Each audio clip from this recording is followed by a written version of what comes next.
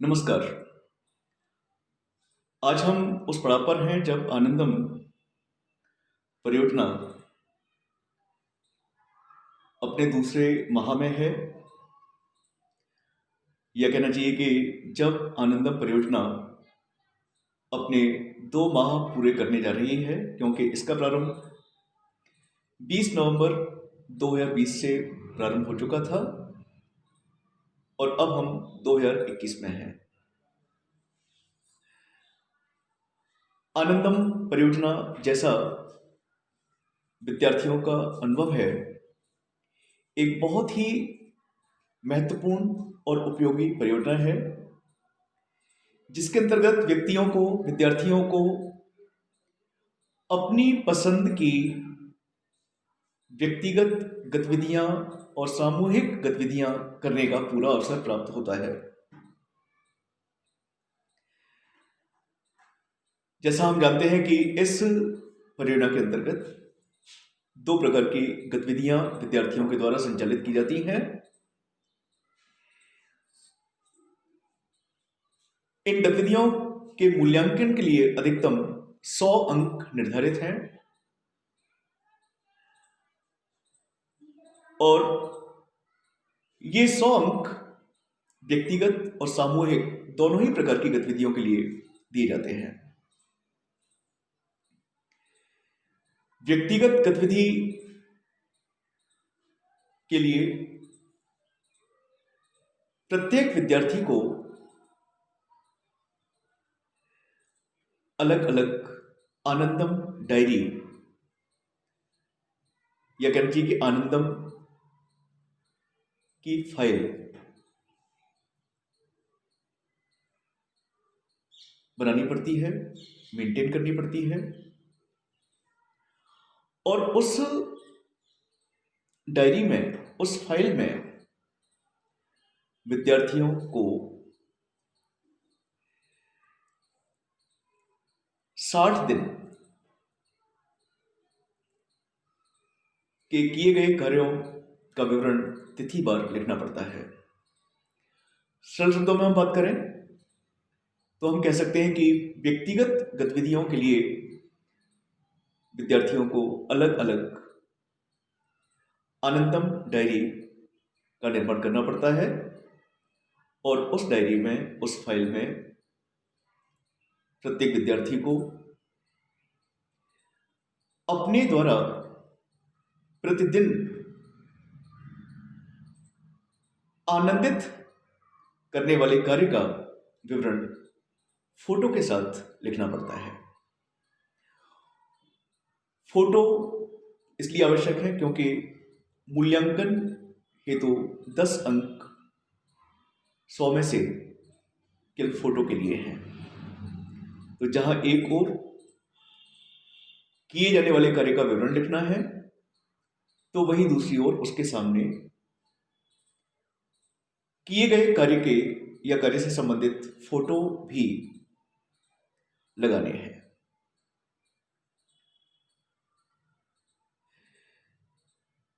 नब्बे दिन की ये परियोजना है। 90 दिन पूरे होने पर विद्यार्थियों को आनंदम डायरी को अपने महाविद्यालय में मूल्यांकन हेतु प्रस्तुत करना पड़ता है। सामूहिक गतिविधि हेतु विद्यार्थियों को विभिन्न ग्रुप्स, जो प्राय 10-10 के होते हैं,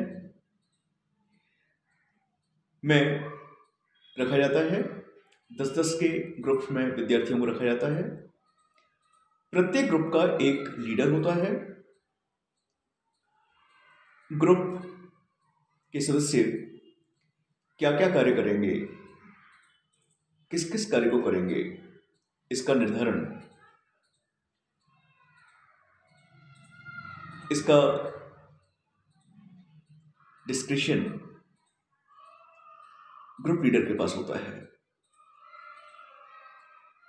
ग्रुप लीडर सबसे पहले अपने सदस्यों या अपने ग्रुप के सदस्यों को व्हाट्सएप से जोड़ता है, उनका व्हाट्सएप ग्रुप बनाता है, उस ग्रुप को एक नाम देता है और इसके बाद नाम देने के बाद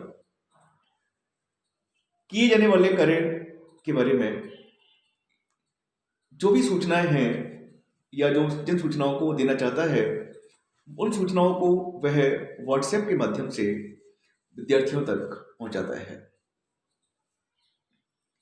और उस सूचना के आधार पर व्हाट्सएप ग्रुप में शेयर की गई सूचना के आधार पर जो अन्य सदस्य हैं वो उसमें आकर बैठते हैं, या कहना चाहिए कि उस स्थान पर उस समय पर जो समय और स्थान ग्रुप लीडर के द्वारा बताया जाता है, तो उस जगह आकर के वो कार्य करते हैं और इस प्रकार सामूहिक गतिविधि को संपन्न करते हैं।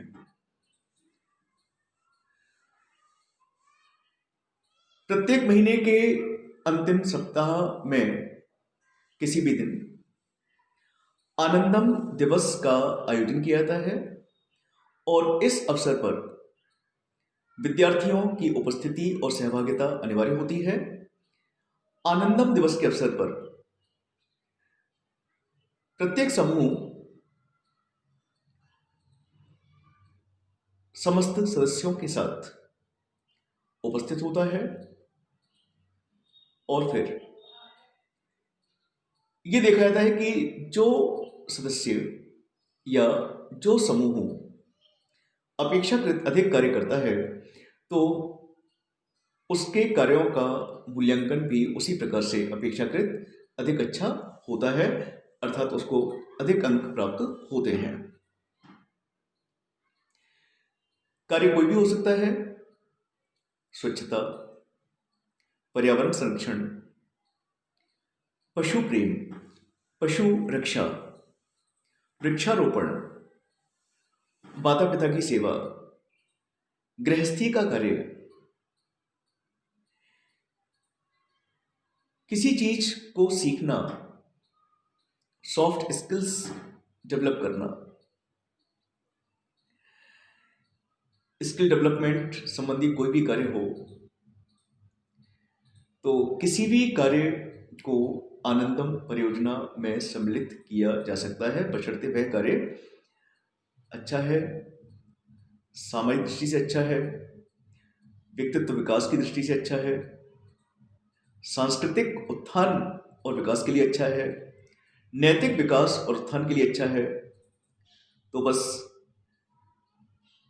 इस परियोजना का सबसे बड़ा फायदा यही है कि यह परियोजना विद्यार्थियों को अपनी पसंद के कार्य को करने की पूर्ण स्वतंत्रता प्रदान करती है। अक्सर देखा जाता रहा है कि विद्यार्थियों को उन कार्यों को करने की अनुमति ही प्राप्त नहीं हो पाती जिन कार्यों को वो करना चाहता है।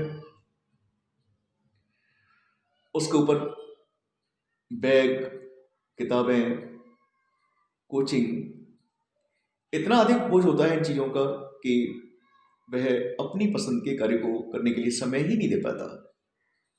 लेकिन आनंदम परियोजना चूंकि एक अनिवार्य विषय के रूप में स्टार्ट की गई है, ग्रेजुएशन लेवल पर, पोस्ट ग्रेजुएशन लेवल पर, फिलहाल यह परियोजना